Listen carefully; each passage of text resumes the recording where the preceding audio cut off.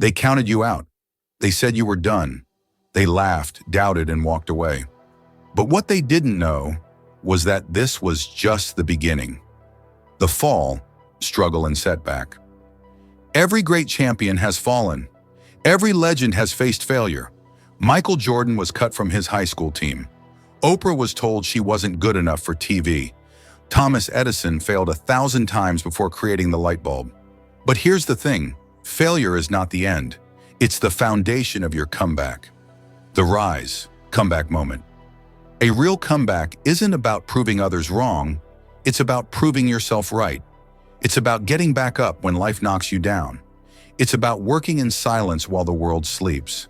It's about the pain, the sweat, the late nights, the sacrifices, because you know your time is coming. Champions don't wait for perfect conditions. They create them. They turn pain into power, setbacks into setups, and failure into fuel.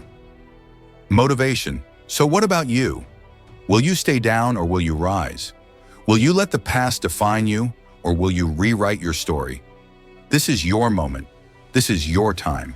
Your comeback starts now. Epic ending.